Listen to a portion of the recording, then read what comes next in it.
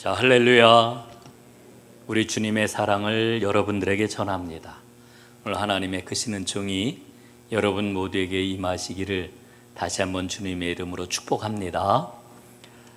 오늘 저는 은총의 숲 가정 여러분과 감사에 대한 말씀을 나누도록 하겠습니다.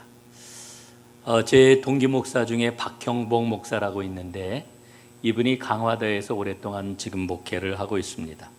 2주 전에 아주 반가운 만남을 가졌는데 직접 만나지는 못하고 줌이라고 하는 온라인을 통해서 만나게 되었습니다. 한국영성 아카데미 재회 모임을 가졌는데 그 자리에서 만난 거지요. 이번에 그 주제는 선명성과 확실성이라고 하는 그 분별에 관한 그 주제를 가지고서 모임을 가졌더랬습니다. 그런데 이 모임을 가지면서 그 박형복 목사가 자기 이야기를 들려 주었습니다. 그 이야기는 이런 겁니다. 이 박 목사님이 목회를 시작을 하면서 굉장히 강조한 것이 있었다고 그래요. 그건 뭐냐? 좋은 믿음은 세상과 구별되는 확실성을 갖는 거다. 그래서 세상과 구별되기 위한 믿음의 열심을 가져라, 끊임없이 강조를 했다라고 하는 겁니다. 그런데 목회를 30년 이상 해오면서 하나님 앞에 자신을 바르게 세워보려고 애를 쓰고 기도를 하면서 깨달은 게 있답니다. 그게 뭐냐면은 주님과의 그런 그 친밀감이 깊어지면 깊어질수록 세상과 구별되는 확실성이 믿음의 본질이 아니라 세상을 더 깊이 사랑하고 세상과 더 깊이 관계를 갖고 세상을 품을 수밖에 없는 것, 이게 바로 진정한 믿음이다.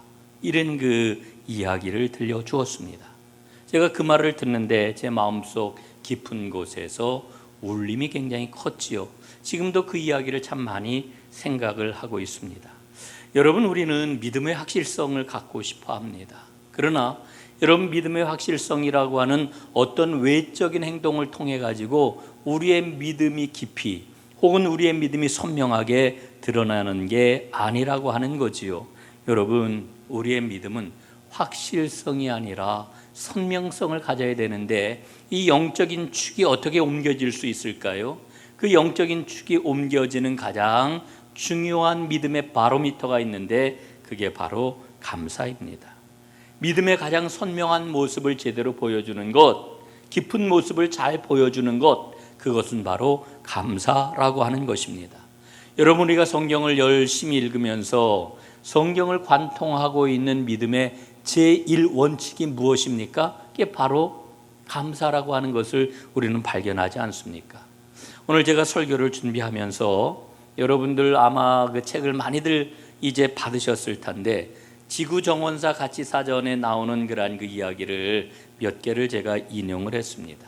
거기에 보면은 유재덕 교수의 그러한 그 글이 나오는데 그 유재덕 교수는 후한 시대를 살았던 최원이라고 하는 학자를 소개를 하고 있습니다. 이 최원이라고 하는 이 사람은 형을 살해한 살인범이 그냥 거리를 활보하는 것을 보고서는 그 분을 참지 못하고 그 살인범을 직접 처단을 합니다. 어떻게 되었겠어요? 감옥에 갇혔지요. 그래서 그의 인생이 엄청난 그런 그 굴곡이 많은 인생길이 되고 말았는데 나중에 이 최원이 자신의 삶을 돌아보면서 이런 이야기를 합니다. 내 자리의 오른쪽에 인생의 지침이 될 좋은 글을 쇠붙이에 새겨놓고 삶의 거울로 삼노라 하는 이야기를 합니다. 여기에서 나온 말이 바로 좌우명입니다. 좌우명.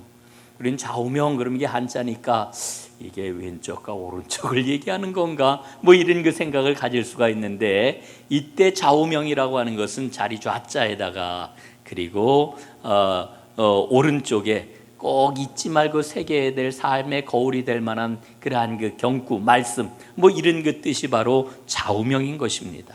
여러분, 오늘 우리는 성경 본문을 세 군데의 그러한 그 말씀을 읽었습니다. 오늘 이 세 군데의 그러한 그 말씀은 아주 강력하게 강조를 합니다. 우리 믿음의 사람들이 좌우명을 삼아야 할 게 있는데 그것은 바로 감사다. 이렇게 우리에게 강력하게 이야기를 하고 있지요. 여러분, 예전에는 우리 삶이 얼마나 단순했는지 모릅니다.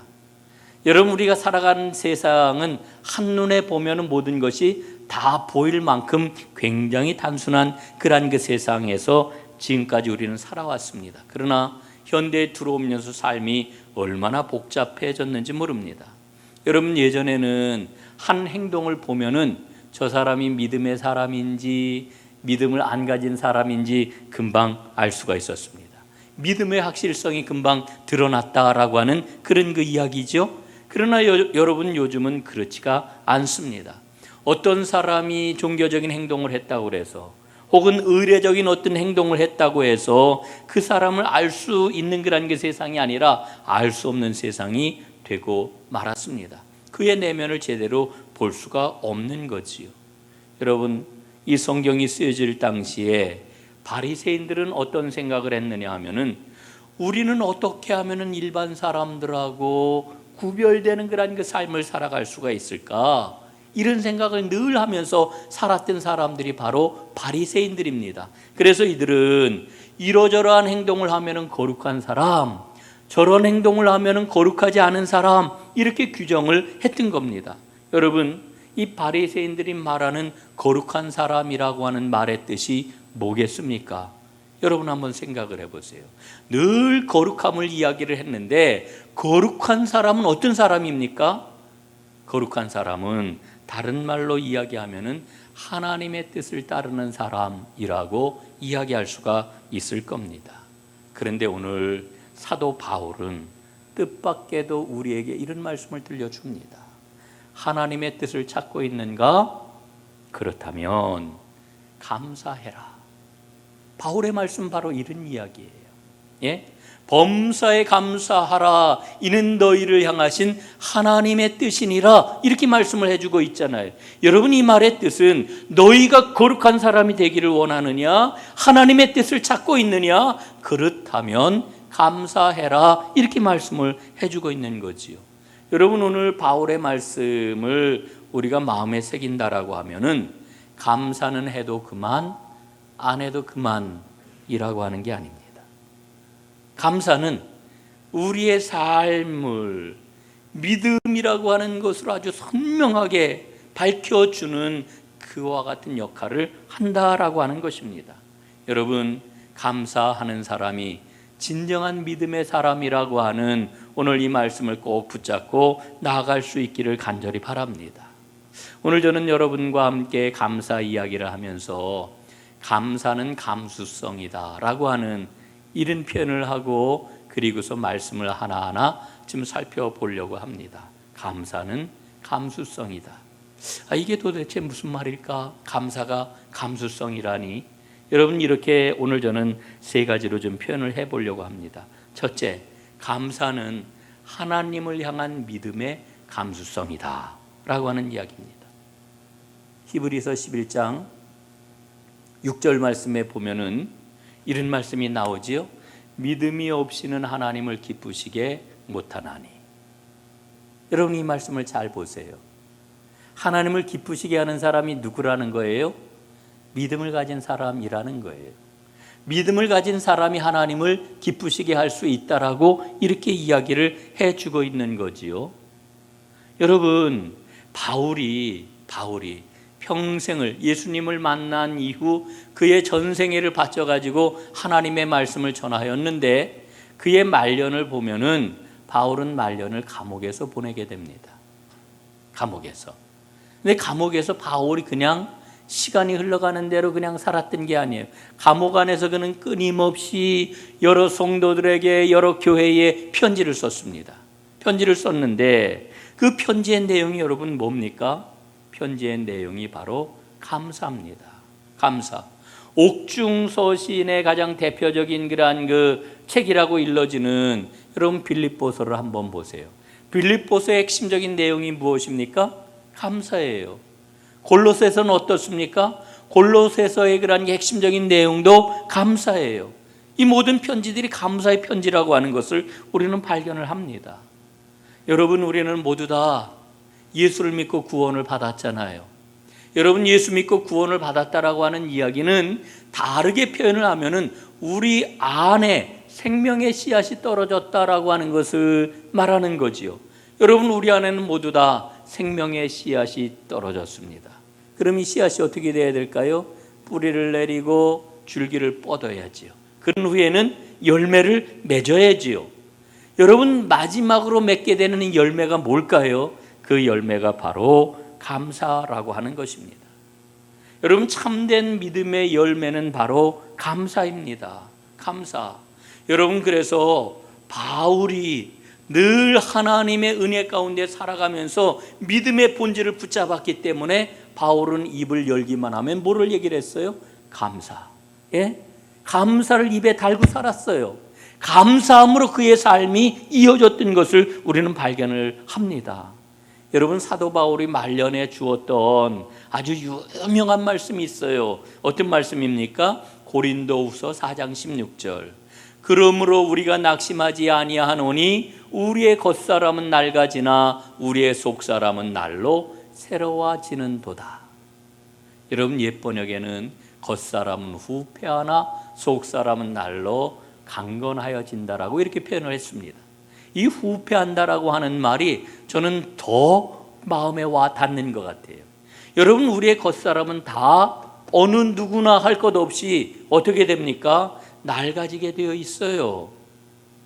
우리 권사님들 가운데 이런 얘기를 하셔요. 아유, 목사님, 하루가 달라요. 하루가 달라요. 목사님들 나중에 아실 거예요. 하루가 달라요.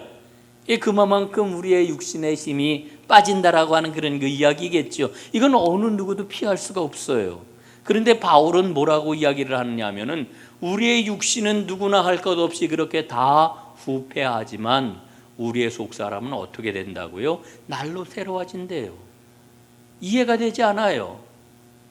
여러분, 어떻게 새로워지십니까? 바울이 이 말을 하는 까닭이 무엇입니까?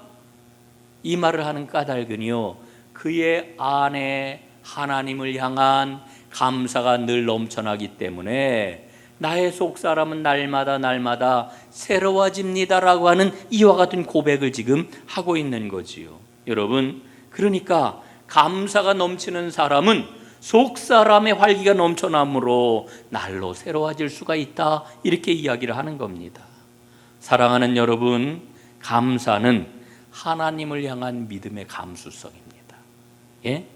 이 감수성을 잘 닦고 잘 관리하시는 여러분들 되시기를 주님의 이름으로 축복합니다.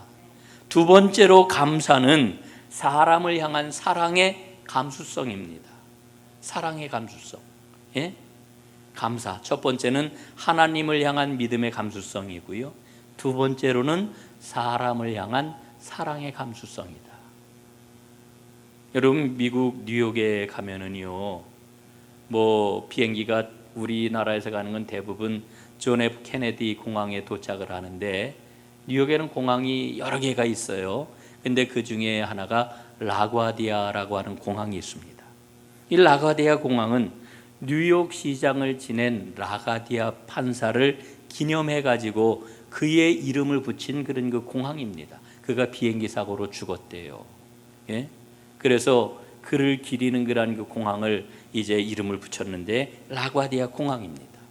이분이 이 미국 시민들에게, 그 뉴욕 시민들에게 아주 큰 사랑을 받았던 그와 같은 사람인데, 1935년도 겨울, 어느 겨울밤에 이 라과디아 판사가 뉴욕의 한 빈민가의 야간 법정을 담당하게 됐대요. 야간 당직 판사가 되었던 모양이지요. 한 할머니가 법정으로 끌려왔습니다. 빵집에서 빵 한 덩어리를 훔치다가 걸린 거예요. 그 죄로 끌려왔어요. 이 할머니가 라과디아 판사 앞에서 눈물을 흘리면서 호소를 해요. 우리 사위가 딸을 버리고 도망을 갔습니다. 그런데 딸이 지금 아파가지고 누워 있습니다. 손녀들은 지금 굶주려 배가 고파가지고 어찌할 바 모르고 있는데, 빵을 나도 모르게 그만 빵 한 덩어리를 훔치고 말았습니다. 용서해 주세요. 선처를 바랍니다. 그런데 빵가게 주인이 냉정하게 이야기를 합니다. 판사님, 법대로 처리하셔야 됩니다. 법이 괜히 있는 겁니까? 법대로 처리하라고 아주 냉정하고 강력하게 요구를 하는 겁니다. 라가디아 판사는 그 빵집 주인을 보면서 한숨을 내쉬고 이렇게 선고를 했습니다. 법에는 예외가 없습니다. 할머니는 벌을 받아야 합니다. 10달러의 벌금을 처합니다. 10달러의 벌금을 내지 못하면 열흘 동안 감옥에 가 있어야 됩니다. 판결을 내린 거예요. 그리고 나서 이 라과디아 판사는 자리에서 일어나더니 자기 호주머니에서 10달러를 꺼내가지고 모자에다가 넣었습니다. 그리고는 이렇게 이야기를 합니다.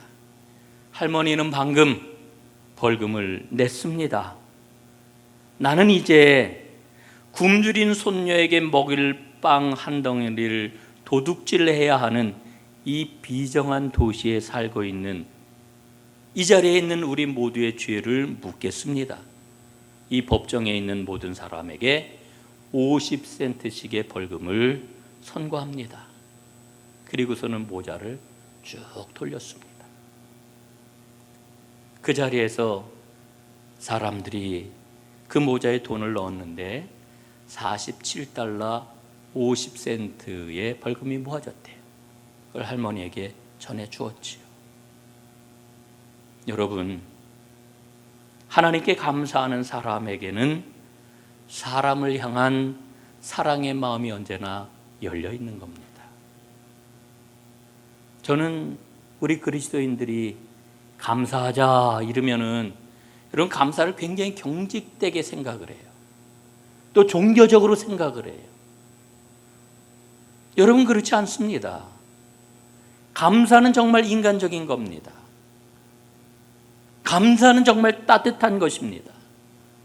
여러분, 하나님이 이스라엘 백성들에게 절기를 지켜라 말씀을 하시면서 그 절기는 모두 다 감사절기잖아요. 하나님이 항상 어떤 말씀을 주셨는지를 여러분 떠올려 보세요.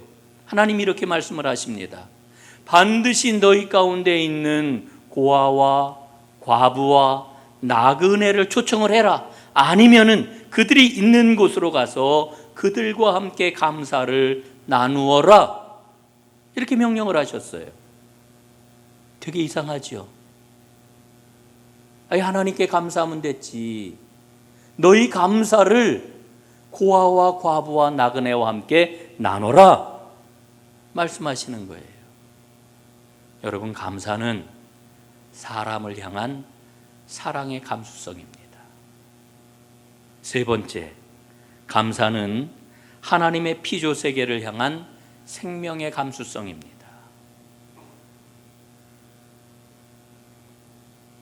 2019년에 유엔 생물 다양성 과학기구 총회라고 하는 게 열렸습니다.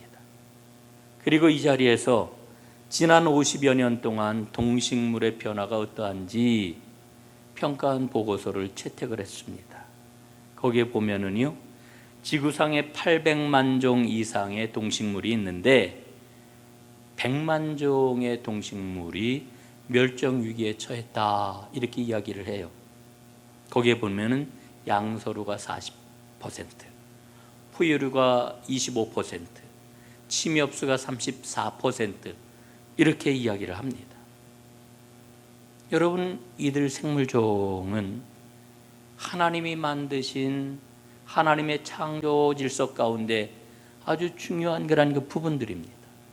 우리 인간의 삶을 하나님과 연결하는 끊어져서는 안 되는 생명의 고리라고 하는 거지요. 여러분, 요 몇 주 사이에 장례식을 치르면서 제가 또 마음에 생각을 해요. 장례식을 치를 때마다 늘 느끼는 그런 그 마음이지만, 여러분, 요즘은 대부분 매장을 하지 않고 이제 화장을 하잖아요. 화장의 마지막 순간이 이제 화구에서 1시간 한 반 정도 기다리면은 이제 돌아가신 고인과 만나게 되는데, 참 안타깝게도 만나는 게 뭡니까? 한 줌 재로 만나잖아요. 예? 그 뼈 조각 남은 거 빻으면 결국 한 줌 재로 다 남게 되는데, 여러분, 그 한 줌 재가 만약에 땅에 떨어지면 어떻게 될까요? 며칠 못 가가지고 그 재도 흙으로 다 변하게 되지요. 그걸 늘 보면서 그런 생각이 들어요. 인간은 정말 보잘것없구나. 우리가 70평생을 살고 80평생을 살고 혹은 90평생을 살고 한 생애를 마감하면 결국은 한 줌 재로 한 줌 흙으로 돌아가는 건데,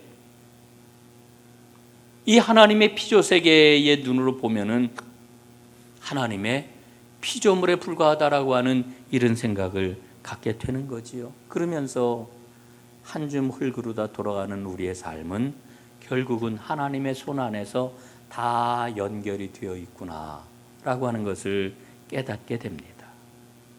사랑하는 여러분, 우리가 진정으로 감사하는 삶을 살게 되면은요, 내가 누구인지가 보여요.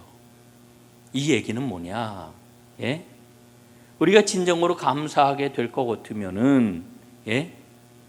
만물의 자리가 보인다는 거예요. 하나님이 만드신 이 피조세계에 만물의 자리가 보이고, 그리고 우리 인간이 있어야 할 자리가 확실하게 보인다라고 하는 거지요.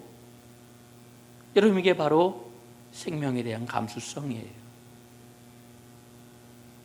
우리가 진정으로 하나님 앞에 감사할 때 우리는 하나님의 피조세계 가운데 나의 자리, 나의 위치, 내가 서 있어야 하는 곳을 보게 되는 겁니다. 이 생명의 감수성이 우리에게 선물로 주어지는 거지요. 여러분, 그렇기 때문에 감사하는 마음은 믿음의 모든 것이다, 이렇게 이야기할 수 있습니다. 사랑하는 여러분, 감사의 감수성을 회복하시고 매일매일 감사하며 살아가는 하나님의 사람들이 다 되시기를 간절히 바랍니다. 오늘 마태복음 본문 말씀을 보면은요, 표적을 요구하는 바리새인들의 요구 앞에 우리 주님께서 대답하시는 말씀입니다. 사람들은 궁금했어요. 예수님이 정말 누구이실까?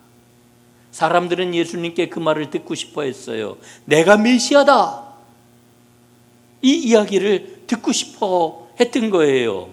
그래서 예수님에게 표적을 보여주십시오, 보여달라고 요구를 하는 거예요. 그런데 예수님 뭐라고 말씀을 하셔요? 내가 보여줄 표적은 요나의 표적 외에는 없다. 요나가 사흘 동안 물고기 뱃속에 있었던 것처럼 나는 사흘 동안 땅 속에 있을 것이다, 예수님 말씀하셔요. 여러분, 이 말씀은 예수님께서 십자가에서 죽임을 당하실 것과 그리고 부활하실 것을 예고하는 그런 말씀이라고 하는 것을 우리는 잘 알고 있지요. 그런데 오늘 저는 여러분과 함께 이런 질문을 한번 던져보고 싶어요. 예수님이 땅 속에 들어가셨을 때 예수님은 무엇을 하셨을까? 예? 예수님 뭐 하셨을까요? 저는요, 예수님이 감사하셨을 거라고 하는 확신을 가져요. 두 가지 감사를 하셨다고 저는 생각을 해요. 첫 번째는 십자가를 짊어지고 자신에게 주어진 죽음을 순종으로 받아들이신 것에 대한 감사. 여러분, 인간으로 이 땅에 오신 예수님, 십자가 죽음을 받아들이는 게 쉬운 일이 아니었잖아요. 너무너무 고통스러운 일이었고 두려운 일이었고, 그래서 여러분, 그 내면에서 얼마나 큰 싸움이 있었습니까? 하나님께 이렇게까지 기도했잖아요. 겟세마네에서. 할 수만 있으면 이 잔이 나에게서 지나가게 해주십시오. 그리고 마지막으로는 순종해서 그 잔을 받아들이신 거 아니에요? 그런데 예수님이 그 땅 속에서 그 받아들인 사실, 죽음을 받아들인 그 사실을 감사하셨다, 저는 생각을 해요. 두 번째 감사는요, 마침내 죽음의 권세를 이기고 생명의 길을 열게 되는 것에 대한 감사가 우리 주님에게 가득하셨을 것이다, 저는 이렇게 생각을 해요. 여러분, 이거는 제가 오늘 본문 말씀을 붙잡고 묵상을 하다 마음에 깨달아진 그런 생각입니다. 여러분도 한번 묵상을 해보세요. 그러면서 저는 감사는 생명과 구원의 모든 것이로구나, 이런 깨달음을 갖습니다. 여러분, 복음서에 보면은 예수님께서 감사 기도를 드리는 장면이 4군데 나오지요. 첫 번째는 마태복음 11장 26절에 이런 말씀이 기록이 되어 있어요. 옳소이다. 이렇게 된 것이 아버지의 뜻이니이다. 이게 어떤 장면이냐 하면은요, 예수님이 갈릴리 도시에서, 그 도시들에서 전도를 하고 복음을 전하셨지만 사람들이 돌이키질 않아요. 여전한 모습이에요. 전도에 실패를 하셨어요. 그런데 실패를 했는데 예수님 뭐라고 아버지 하나님께 기도를 하시느냐 하면은 아버지 하나님 감사하나이다, 이것이 하나님의 뜻입니다. 도무지 이해가 가지 않지요. 여러분들도 한번 이 말씀 붙잡고 예수님 왜 이렇게 말씀하셨을까? 제가 나중에 기회가 닿으면은 이 말씀 가지고 여러분과 은혜를 한번 나눠야 되겠다, 이런 생각을 합니다. 두 번째로는 죽은 나사로를 살리실 때 하나님께 감사 기도를 드리셨지요. 그리고 세 번째로는 최후의 만찬을 나누실 때 감사 기도를 드리셨습니다. 그리고 네 번째는 우리가 잘 알고 있는 오병이어의 기적을 베푸실 때 우리 주님이 감사 기도를 드리셨어요. 그 기도를 드리실 때 장면을 한번 생각을 해보세요. 한 어린아이가 가져온 보리떡 5개, 물고기 2마리, 그걸 가지고 하늘을 우러러서 감사를 드리셨어요. 여러분, 보리떡 5개와 물고기 2마리는 아주 건강한 어른이 먹기에는 먹어도 간에 기별이 갈까 말까한 그런 음식이에요. 얼마나 보잘것없는 건지 몰라요. 그런데 우리 예수님께서 그걸 가지고 감사 기도를 드리셨더니 놀라운 기적의 역사가 일어났지요. 여러분, 우리는 이럴 때 감사합니다. 언제 감사합니까? 중요한 일, 큰 성과나 성취를 낸 일, 그 일 앞에 우리는 감사를 해요. 하나님 감사합니다. 혹은 땀 흘리고 애를 써가지고 노력했던 일이 이루어지면은 하나님 앞에 감사를 해요. 뭐 당연한 거지요. 여러분, 성경이 우리에게 일러주고 있는 감사는 어떤 감사인가요? 이런 거를 뛰어넘는 근본적인 감사를 우리에게 일러줘요. 어떤 감사입니까? 생명에 대한 작고 소중한 깨달음이 있을 때 감사해요. 또 하나는 고통과 어려움 가운데서도 하나님의 은혜를 발견하는 감사를 우리에게 일러주고 있어요. 우리가 잘 알고 있는 노래가 하나 있어요. 하박국의 노래입니다. 하박국의 노래. 하박국 3장 17절 18절 말씀. 비록 무화과 나무가 무성하지 못하며 포도나무의 열매가 없으며 감람나무의 소출이 없으며 밭에 먹을 것이 없으며 우리의 양이 없으며 외양간에 소가 없을지라도 나는 여호와로 말미암아 즐거워하며 나의 구원의 하나님으로 말미암아 기뻐하리로다.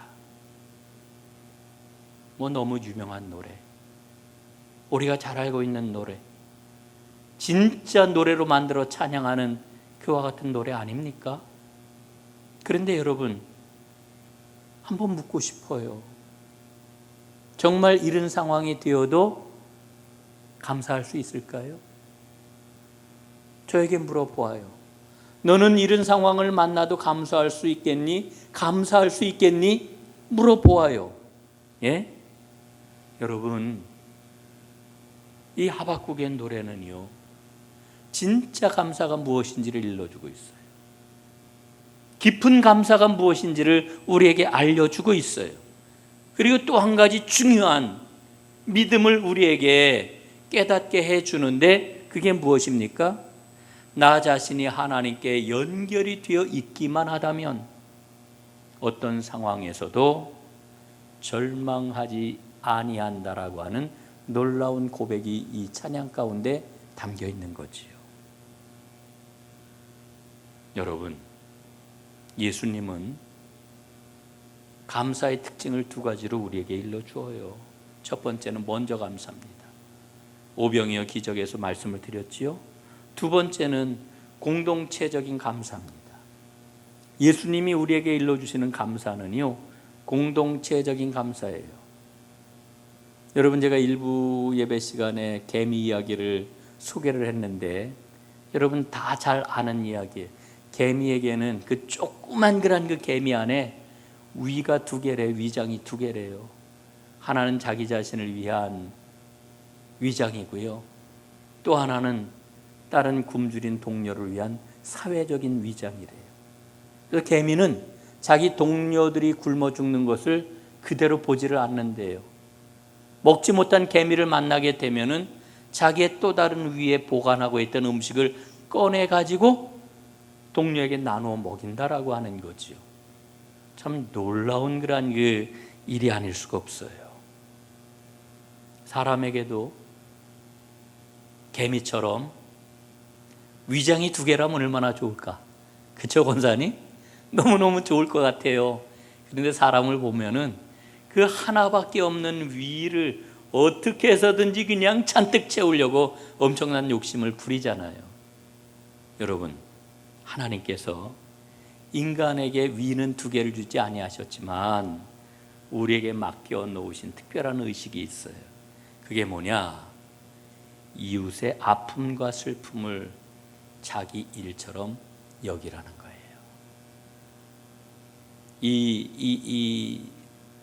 요 순간에도 제가 여러분에게 간곡하게 말씀을 드립니다. 여러분, 이웃의 아픔과 슬픔을 나의 것으로 여기라 하는 말을 종교적으로 여러분 자꾸 접근하지 마세요. 아, 교회는 이웃의 슬픔과 아픔을 나누어야지. 당연해요. 이 말씀을 개인적으로 받으세요. 내가 살아가고 있는 삶의 자리에서 내가 만나는 사람들을 긍휼히 여기고 불쌍히 여기고 아픔을 나의 아픔으로 여기는 이와 같은 삶을 살아가라는 말이에요. 예수님이 우리에게 그거를 요구하고 계셔요. 여러분, 하나님께서는 이스라엘 백성에게 끊임없이 믿음의 훈련을 시키셨잖아요. 여러분, 광야에서 이스라엘 백성들에게 끊임없이 요구하셨던 게 뭐예요? 훈련하셨던 게 뭐예요? 너희들 가나안에 들어가면은 절기를 잘 지키고 제사 틀림없이 지내라. 여러분, 이거 훈련시키신 거 아니에요. 그 모든 종교적인 행위와 의식과 이런 것들을 통해 가지고 하나님이 이스라엘 백성들에게 훈련시키셨던 것은 바로 이웃과 함께 공동체로 사는 삶이었어요. 여러분, 왜 아주 중요한 이 사실을 우리는 왜 자꾸만 놓쳐버리는지 모르겠어요. 40년 동안 하나님이 훈련시키셨던 것은 너희는 공동체다. 너희는 나의 백성들이다. 이거 잊지 말고 살아라. 이거 훈련시키신 거거든요. 그래서 율법을 보게 되면은 크게 두 가지를 말씀을 하고 있잖아요. 첫째, 하나님께 순종해라. 둘째, 이웃과 나누어라. 여러분, 하나님께 순종하는 게 뭐예요? 예수님이 정리를 해주셨어요. 하나님을 사랑하는 것. 이웃과 나누어라. 이게 뭐예요? 이웃을 내 자신과 같이 사랑해라. 이것이 온 율법이요 온 선지자의 강령이니라. 예수님 분명히 정리를 해주셨잖아요.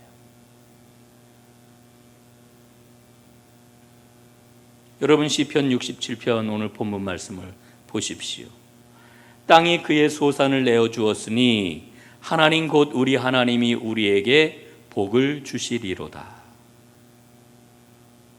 여러분, 오늘 말씀을 보면은요, 땅이라고 하는 말의 동그라미, 우리에게라고 하는 말의 동그라미를 그었으면 좋겠어요.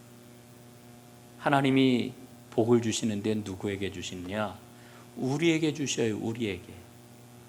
우리에게 함께 복을 주셔요.